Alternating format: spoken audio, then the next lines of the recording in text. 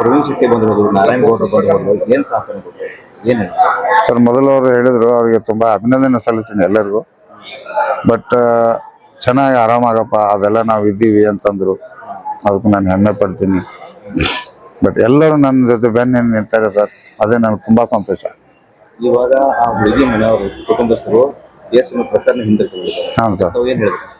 ಇಲ್ಲ ಸರ್, ಅವ್ರು ಹಾಕೋರಲ್ಲ, ಏನೋ ಯಾರೋ ಅವ್ರಿಗೆ ತಲೆ ತುಂಬಿದ್ದಾರೆ. ಬಟ್ ಮಾಡಬಾರ್ದಿತ್ತು, ಮಾಡಿದ್ದಾರೆ. ಈಗ ಅವ್ರಿಗೆ ಸ್ವಲ್ಪ ಗೊತ್ತಾಗಿದೆ, ಈ ಥರ ಕೇಸ್ ಹಾಕಿದರೆ ಏನು ನಮ್ಮ ಮಕ್ಕಳ ಜೀವನ ಏನಾಗುತ್ತೆ ಅಂತೇಳಿ.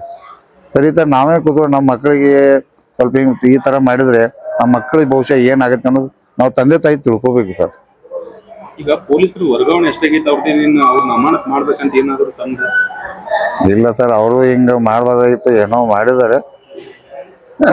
ಬಟ್ ನಾವು ಯಾರೇ ಹೋಗ್ಲಿ ಸರ್, ನಾವೇ ಅಂತಲ್ಲ, ಬಟ್ ಯಾರೇ ಹೋದ್ರು ಸರ್, ಅವ್ರಿಗೆ ಏನಾಗಿದೆ ಫಸ್ಟ್ ಟ್ರೀಟ್ಮೆಂಟ್ ತೊಗೊಂಡು ಅವ್ರಿಗೆ ಸ್ವಲ್ಪ ಕೇರ್ ವಹಿಸ್ಬೇಕು ಸರ್. ಯಾಕಂದರೆ ಈಗ ನಾವು ಪಬ್ಲಿಕ್ ಸರ್ವೆಂಟೇ, ಅವರು ಪಬ್ಲಿಕ್ ಸರ್ವೆಂಟೇ.